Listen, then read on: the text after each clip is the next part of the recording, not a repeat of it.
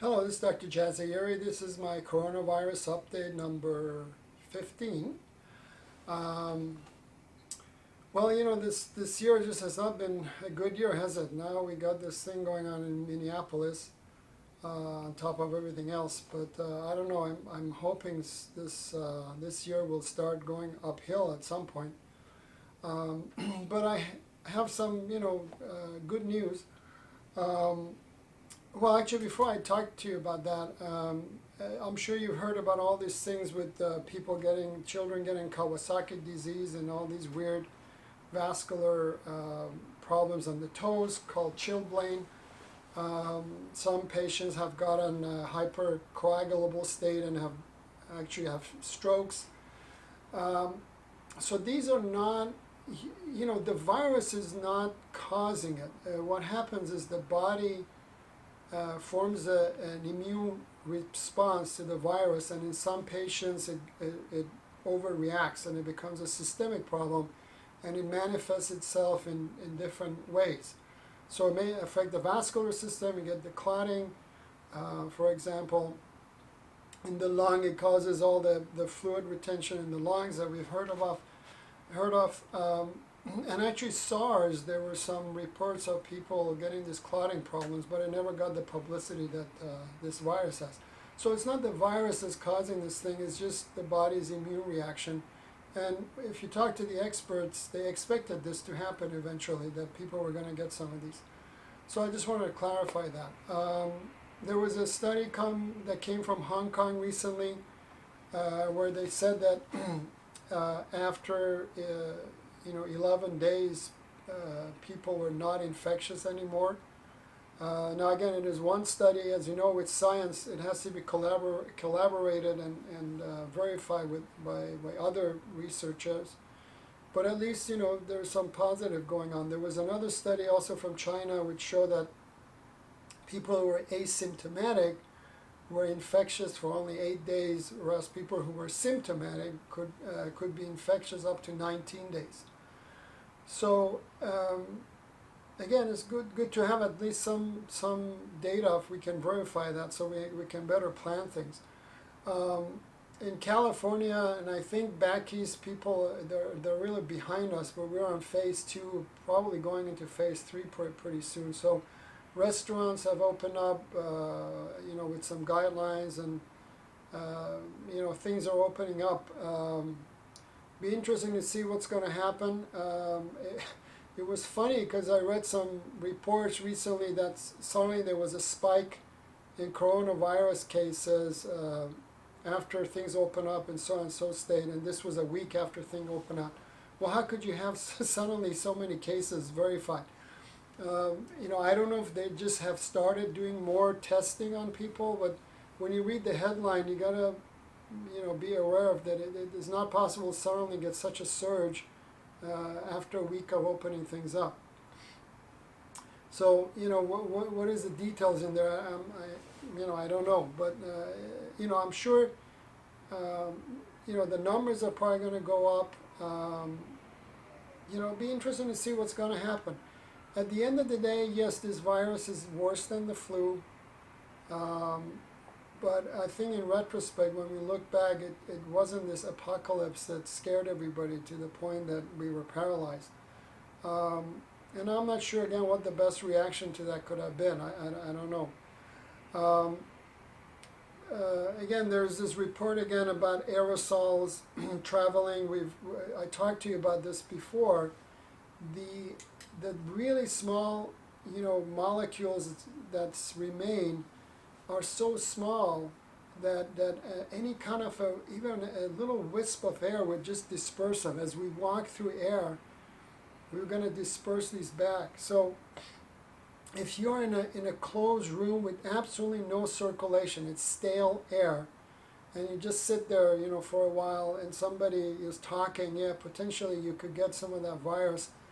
But again, the experts don't think that, you need a certain amount of viral load to cause problems for you. We are exposed to bacteria all the time, and I even talked to you about this in one of my other videos. When we prep the patient's skin and I wash my hands, yes, the sterile gloves and the gowns are sterile, but the patient's skin is not sterile. We've minimized the number of bacteria there, so the bacterial load that enters the body can be addressed by the patient's immune system, assuming they have a normal immune system. And so, if you're immunocompromised, or you have non-controlled diabetes, all that stuff, yeah, you're gonna be in more trouble with a smaller viral load or bacterial load or any kind of infectious disease or organism. So again, this aerosol thing, I just don't think you should worry about it too much. The good thing is it's warm outside, and so they are pushing for people to sit outside and eat outside, so why not? I mean, you get fresh air, and it's better than being cooped up inside, on a hot day. So, that's a good thing, that at least they're telling people to go outside rather than stay indoor, and it's just better. You can work out, you can do all that. It's better for your health. So, then in California, at least, there was talk that in end of August, schools are going to open up. I don't know how they're going to convince all these kids to have social distancing, and all kinds of stuff. They have to wear masks. I don't know. But again, life has to go on at some point. I just, so it'll be interesting to see what's going to happen. But if now that we have more data, again, I keep seeing this 1 to 1.2% death rate with COVID-19. If you look at everybody who got infected, because if you look at the number of cases confirmed versus the death, it was about 6 to 6.8% or so. But that's not a total number that are involved. So if everybody in the entire planet it gets infected with coronavirus, which is not going to happen, but let's assume that. Let's round it up. So about 80 million people will die. Now, that's horrible. That's worse than any pandemic. And that's more than twice the population of California. But it still means that 7,520,000,000 people will live. So if you get this virus, obviously and we talked about this, I talked about this in a previous video, if you're over 65, most likely you have some issues, high blood pressure, diabetes, obesity. There was a CDC study which showed that 90% of people who died from this virus had issues. Even in the young patients, 60% were obese. So, we talked about this before. It's a good time if you want to live longer. It's good to just be healthy, have a healthy lifestyle. So, when we look at a big picture, it's not as horrible. It is still 10 times the death rate than the flu, but it still comes to overall death rate of 1%. And again, you can adjust that by age group and by health problems. Obviously, the rate will go up. So just keep that in mind. So we'll see what's going to happen as we become more involved. I'm seeing people around. Nobody's following any guidelines. I've seen restaurants open, nobody's wearing masks, everybody's, close to each other. But I think most of us will be okay. It was not as bad as we thought. But in retrospect, like I said, it's very easy to talk about things. But what's going to happen next time? Let's say the president of this country hears that, there's potentially a virus coming from China again. What are we going to do? Should we shut down the borders? There are millions of people going in and out. That's why I don't want to be president. It's not an easy job. I don't know. I don't know what, people say, well, we should learn from this pandemic. But what are we going to do next time? There's no test for it if it's a new virus. So should we shut down everything? For how long are we going to shut it down? It's going to affect, a lot of things. I just don't know. I posted a video a while ago, and I'm surprised not many people watched it, but there is a way to end the pandemics. And I'll put a link, probably downstairs somewhere, towards the end of the video. So watch it. Hopefully we can go towards that goal, because it will get rid of all this stuff. Well, one thing, as you know, there is a concern that with the flu season coming, that this virus is going to linger and it may come on top of the flu virus. So it'll be interesting to see what happens, because you could argue that most people now are getting this herd immunity as we interact more with each other. Yes, more people may unfortunately pass, but we could get some immunity.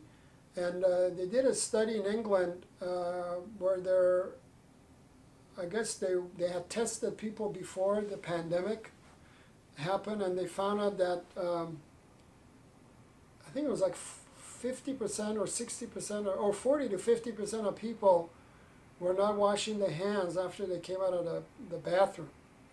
Whereas after the pandemic, 83% were washing their hands. So the first question that came to my mind is, what is it going to take for the other 17% to wash their hands? A bat sucking on the neck, perhaps. I don't know what is it going to take.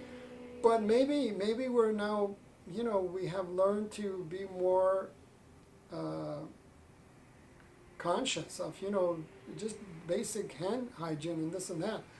So maybe it won't be as bad. Again, all of these are interesting things to watch, and I'm sure all the scientists and epidemiologists are going to watch this carefully. And if I find any interesting data, I'll share it with you. But that's one part of it. Now, again, the government, hospitals and doctors are getting reimbursed pretty good for this COVID virus. So again, there is some pressure to report these cases more often than not. We'll see. I mean, I don't know how that's going to affect the actual reporting cases and this and that, because there's a financial incentive now. I talked to you about Remdesivir. Again, the CEO of the company, after there was some bad news from China that they thought it didn't work, lobbied $2.5 million spent, and so after 2 weeks of not hearing about it, suddenly it came back and everybody wanted to use it. The best data that's out there is that people who didn't get it, they were in the hospital 15 days. The people who got it, they were in the hospital 11 days. Well, I mean, it's 4 days better, but it's no miracle. And it's certainly not any cure. So, so there are other things going on besides just pure science and this and that. There are other incentives to use this drug versus other drug, and to report a diagnosis versus not reporting it. So keep all of that in mind. Meanwhile, as I've always said, the easiest thing to do is before you touch your face, wash your hands, and be safe. All right? Take care. I'll talk to you later. Thank you.